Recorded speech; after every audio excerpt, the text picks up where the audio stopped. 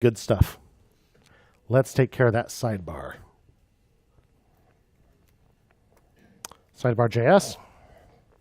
We just have this paragraph right now. What about in the static version? Sidebar begins here. Nav, classical sidebar. Got a bunch of stuff. Here's the closing nav tag. So that's what I need from little sensitive. Make my font a little smaller for a moment. So I can select this nav element. Nav, class, sidebar, and everything inside it.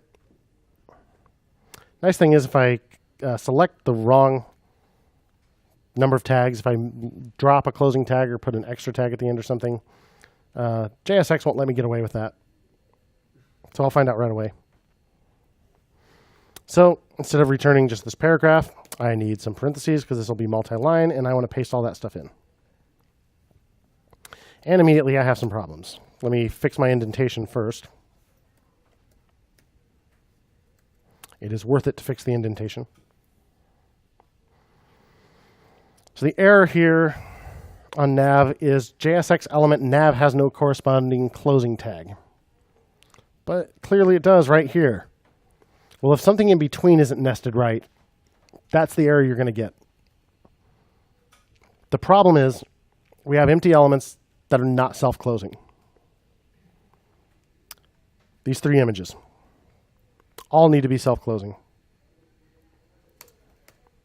So add that slash before the ending angle bracket, and all my red squiggles go away.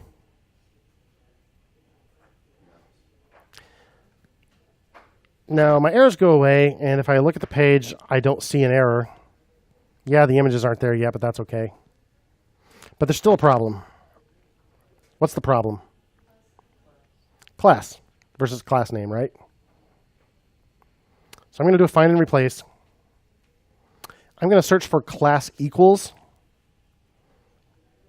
so that if there is a class declaration in here, it's not going to match that. And if you hit this little arrow here, that's where replace goes. So replace that with class, capital N name equals. This button here is replace all. There we go. So while I was doing the homework, so the static HTML, if I take that and change the class to class name, does that affect anything in the static?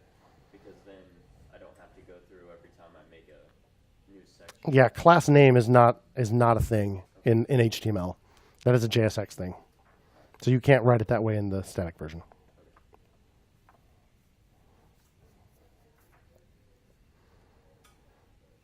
And it still renders. That's good. And look, I have my little font awesome thing on my sign out button. But my images are no good. So the build system we're using is called Webpack. And we're not going to get deep into Webpack at all at the moment. But an interesting thing it lets us do is actually import images into our JavaScript and assign them to variables.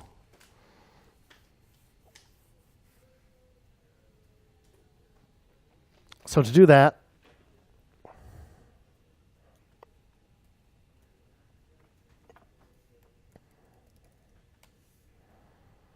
if you remember, I put those images in source.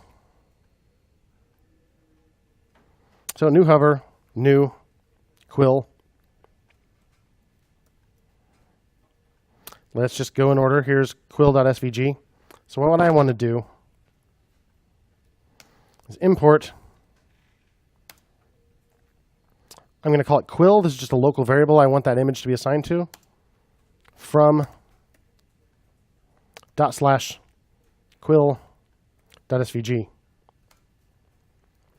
What's an SVG?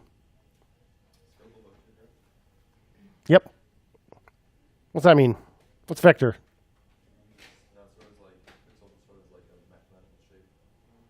Yeah. Right. So vector images are not bitmaps. They don't say a pixel here this color, a pixel here this color. they define it with mathematical shapes,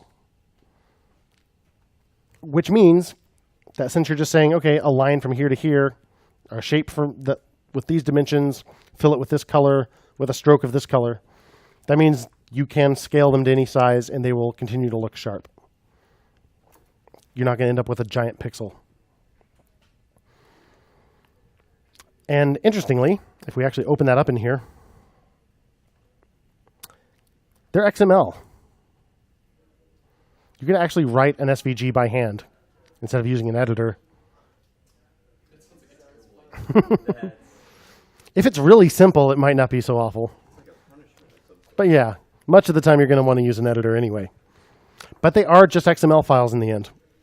That's awesome. So if I had made something in like InDesign or something and put it on here, then I would. If it was an SVG, yeah.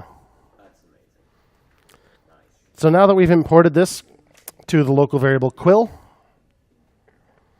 the image tag here, instead of source being equal to the string with the path that wasn't right anyway, we need curly braces instead of quotes because it's JavaScript now. It's not a string. And I want that variable quill, which is the image. If we save that,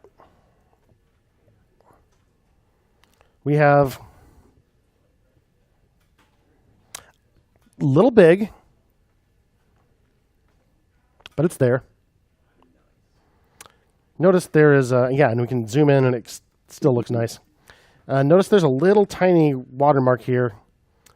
This is from the Noun Project, which is a really cool website with lots of icons representing all kinds of stuff you wouldn't find in Font Awesome and a lot of other icon fonts.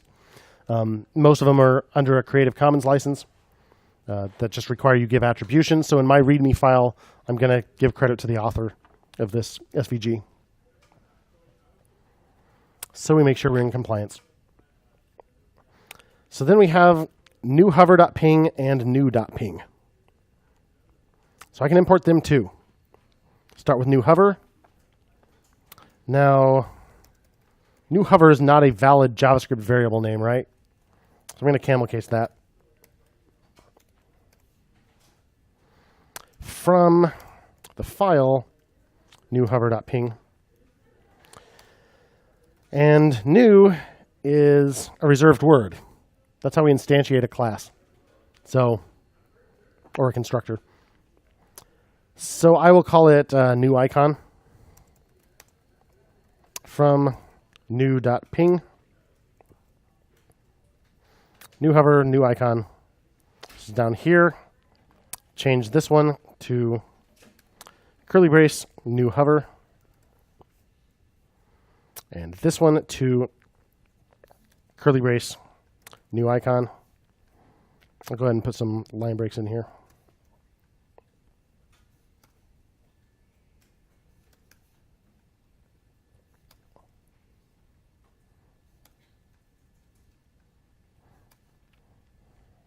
What does the alt attribute do?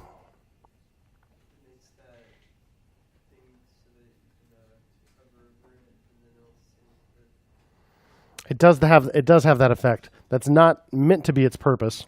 We can actually see its purpose in action here. If the image can't load for whatever reason, that is the text that will take its place.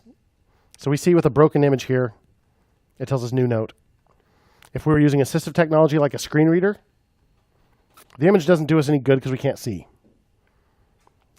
But that text will take the place of the image. So if that image contains any information, heaven forbid you should ever put text in an image. But if, for example, we want a button that has a picture of something on it, we have to have some way to communicate to people who don't get the image what the heck that button does. So that's what we use the alt attribute for. Now, if it were a purely decorative image, you might just set the alt attribute to an empty string, and that would be fine. But if there's any information that's communicated by an image, you need to have alternate text.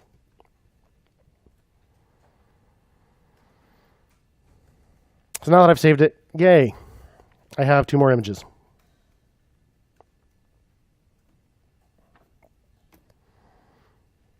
We learned something. I'm going to make a small commit with just those things. Import images in sidebar. Then we'll finish styling the sidebar component real quick before the break.